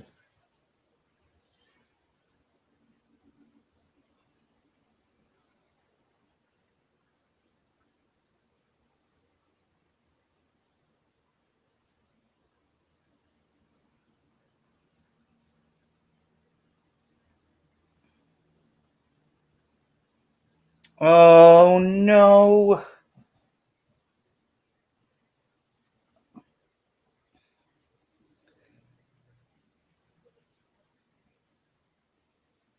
Oh man.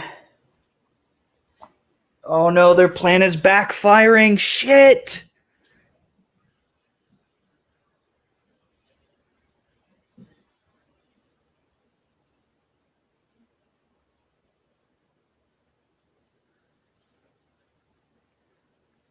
Now I'm on the edge of my seat now. Like, are they gonna get? Yeah, Kip, I'll be cuddling Bob Ross tonight after this after this ordeal. Oh man, what a ride this has been so far. What a ride.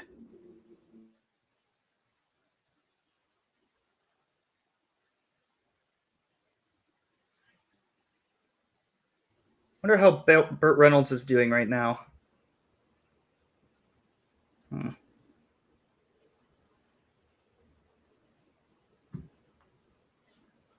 Wait and see what comes out of the river. Oh, they'll find a couple bodies. Not where they're dragging. Nope. But imagine, they looked a little bit upstream and they found all that, but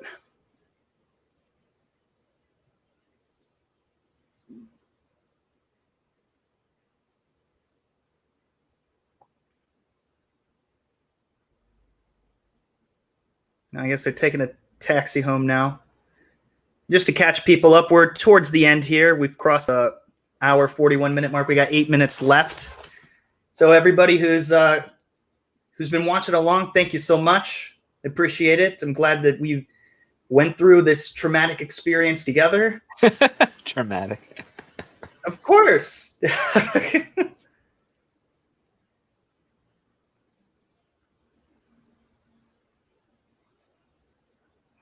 All right. Now all I'm thinking is, like, guys, leave, get out.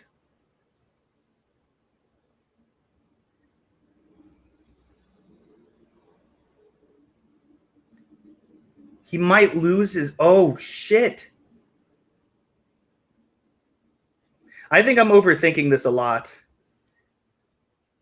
Maybe I'm not, but for some reason I'm just like, something else is gonna happen.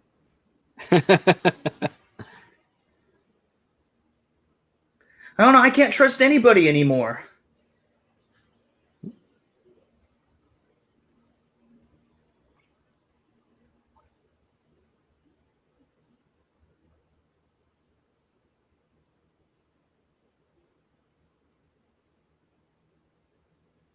Oh, he's got it.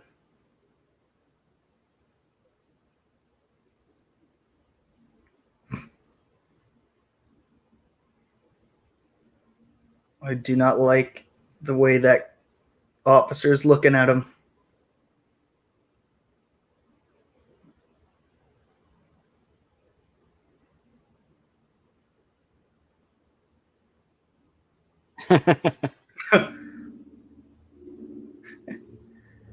Oh man.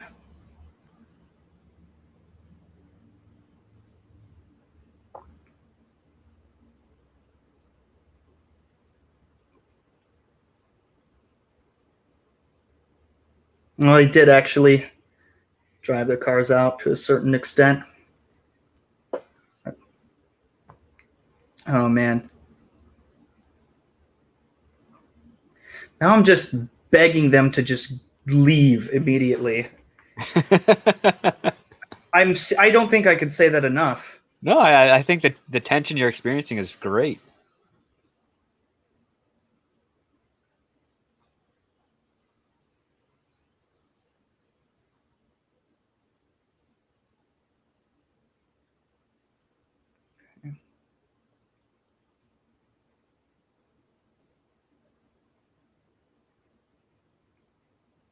Uh-oh.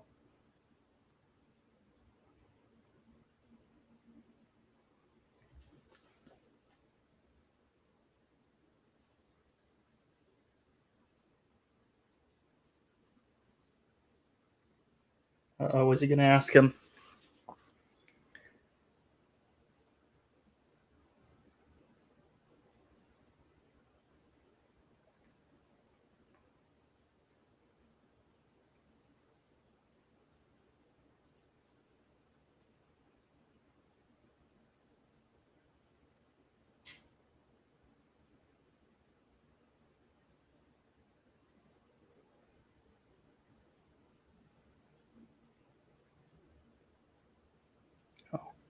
Oh, come on. Stop it with this staring contest.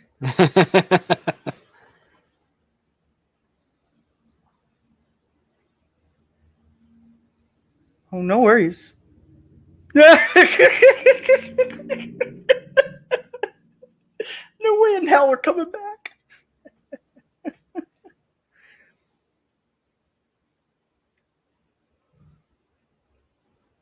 That was probably my favorite line of the movie. Don't have to worry about us coming back ever again. Fuck this.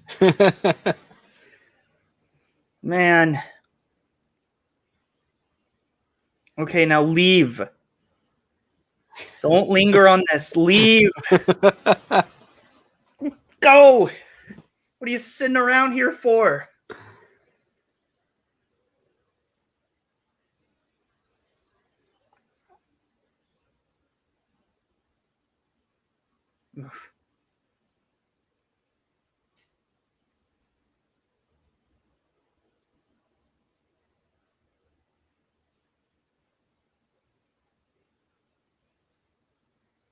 I guess that's it then.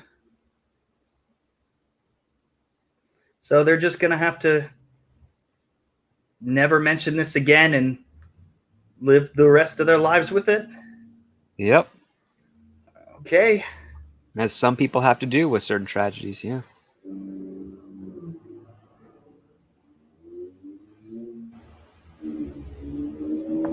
Yeah. I think that's the biggest takeaway from this.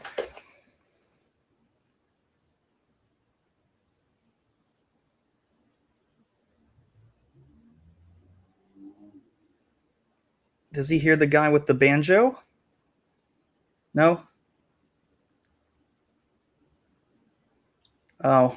Moving all the graves, yeah.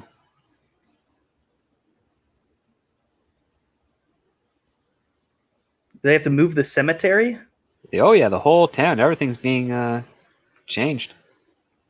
You know, it's probably for the best. Feel bad for the, I mean, there's certain superstition to burying over a graveyard or building over a graveyard, right? So. Yeah. This whole time I don't remember seeing any of the characters' spouses or loved ones.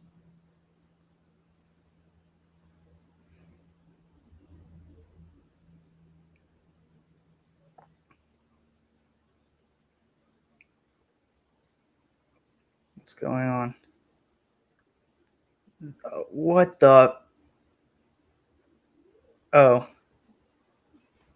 Wait, what? Did they just try to give us a fake out scare there? Yeah.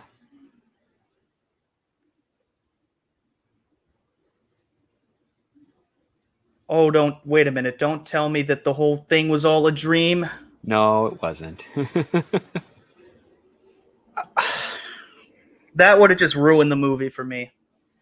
Well, yeah. I mean, you don't want to Bob Newhart the ending of it. No, definitely not. I guess that's it then.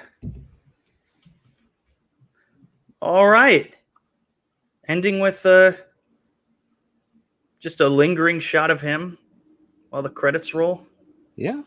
So, see him having to reconcile with his vacation. What does that say at the end? Made on location at the Chattanooga River in the Apps Mountains. Thanks to the Oh, okay. It was just a. All right. Well, that was really good. Yeah. I'm actually very surprised on how. Wow. Oh no! Back to the. To the banjo. No, back to the water. Oh, they just okay. That's it. Okay, it's over. Oh, whew. Oh Why man, did that exhaust you so? oh, man. Oh, just in time too. Well, man, yeah. Well, I mean, I do have to get to work in 10 minutes, but I got a few minutes to let this sink in. As of right now, Bone, that's a good question. Don't tell Proper there's hillbillies outside his window. Well, I mean, this is a small town, but it's not. It's Not not that small. You know what? I would have to go with a very solid 8.5 out of 10, or I would even give it a 9. But I have to let this movie sink in a little more. The acting was phenomenal. I don't think there wasn't a single time where I was not. I guess especially after something started to happen. That's the weird thing for me. It's just like, why did I stop watching this when just as soon as something happened? You already invested nearly an hour of your time, and you're gonna give up now? No. Yeah, I know. Like that's what Tom, Christy, myself, and some others were telling you. Is like you got to see it through the end. I love the paddles. Oh God, 4 exactly. Any camping trips in your future? Well, I'm not going to rule it out, but let's just say I'm not going to go whitewater rafting anytime soon. Oh man, I gotta say my favorite parts were all 4 of them when they were just talking about what to do, how all of their different personalities conflicted, and having to make up these decisions and knowing well ahead of time that this thing was going to happen, and they just immediately just decided to having that foresight of being like, we don't know what's going to happen, it's going to make us look bad either way. Yeah. And who are they going to do? Trust like 4 people who just came from out of town? Like, oh, the town's been peaceful and stuff. Probably not. I can imagine this has probably not happened to just them, which is kind of a haunting thing to think about. Well, the deputy's brother-in-law is the one that goes out hunting for travelers, so to speak. Were they related? Well, yeah, so the deputy, the guy who was saying like they're lying and all that stuff, his brother-in-law was one of the 2 guys that was did those things to our heroes here. So I'm curious now, what exactly was he told? That's something I want to know. I'm curious, like, oh, thanks, an awesome one. I saw you on a stream snipe. Who was stream sniping me? What? Maybe Tom was? I don't know. They were probably looking at me like with the pig squealing. Jocker Straps, what's up, man? Yeah. Yeah, so this is oh, is that true, Bone? That's kind of cool. It's very interesting. Didn't know he had property there. Oof, man, that was a good one. That was a really good one. I was a little bit, I think you could probably understand it towards the beginning why I was probably watching it too passively, probably to a fault, which was like, that was on me. Yeah. Oh, was that true? I'm gonna have to watch that now. They were going on at the same time, and he was saying how proud he was that we actually did this. We actually watched the movie. I just want to thank you, script doctor, Tom, and Christy, for really just you've persisted for how long has it been? Since end of last year, at least. Something like that. I want to say it was a little longer than that. But yeah, man, that was very well worth it. Being, I wouldn't actually say I was peer pressure into it. I wouldn't have. We were strongly encouraging you. I mean, we weren't making fun of you for not seeing it. We're just saying like you started, and then we were teasing you for cutting it out. Like that's the main reason. It's probably what made you guys upset more than anything. It's like you stopped. It's like, wait a minute, no, like trust us. This will be good. But I can't tell you how many times, I've can see that happening, with a certain movie, when I'm just like, I'm not feeling this. I don't want to sit through this, and some people saying, oh yeah, this will be worth it. It's happened a couple of times. So I'm just like, again, I could have saved myself 2 hours, but this was not one of those. This was not one of those times where any regrets are to be had. That was very well worth it. The acting was very good. I thought Jon Voight did a fantastic job, and how the characters weren't not just how the actors were acting, but how they were internalizing what their feelings were and showing it through body language and doing just a phenomenal job. And they're pros for a reason. I am curious if Burt Reynolds ever got out of that hospital. That's the only thing we will never know. Maybe there's some, I don't know. An unmade sequel called Deliverance from Evil, and it's just it takes place in the Christ of Church they were hauling around. Yeah, it's just Burt Reynolds stuck in a rehab clinic to relearn to walk or something. Therapy. Yeah. Therapy, yeah. That wouldn't be as exciting of a movie for sure. Well, unless you make it like a One Flew Over the Cuckoo's Nest style of atmosphere. That's also possible. Anyways, I got to be at work in a few minutes. So this was so much fun. Thank you so much, everybody who has joined and watched it with me. And yeah, it makes you want to watch more Burt movies. Like, oh God, Gator. You got to see the Gator series. Gator's good. I've heard of Smokey and the Bandit, but I've never bothered to watch it. And there was one more that I was thinking of, The Longest Yard, but I've heard the Adam Sandler movie was better, but I don't know. It's debatable. I would say this: if you want to see a fantastic Burt Reynolds performance, and it's really odd that I'm pulling up this movie, but Striptease. He plays the governor in Striptease, and he's absolutely hysterical in it. I don't doubt it. I think I'm going to take more of your recommendations more seriously. And if you guys want to see more of these, if you want me to do just like a regular upload instead and cut it down a bit while juxtaposing the movie onto the screen as well, make it easier, we could do that too. But Cannonball Run 2, no, I've heard that was crap. Oh, they're fun though. Okay, fair enough. Anyways, thank you for joining me today. This was a lot of fun. We should do this again sometime. Did you have a good time? I had a blast, man. Watching the movie while watching the film was great. I mean, anyone who's seeing this on the replay, just catalog Justin's emotions as he's going through the film. You see something that's actually quite remarkable about, and also here's something that's great. We just gave evidence of a movie that can stand the test of time and entertain. Yeah. Absolutely. I think that's the biggest takeaway that I'll have from it. Anyways, guys, thank you all for joining me today. Thank you to everybody who recommended this movie and were so patient about it. I got to head on to work before I get perform late. Thank you guys so much. Have a great day, everybody. And no, screw that. I'm not going down any rivers anytime soon. Fuck that.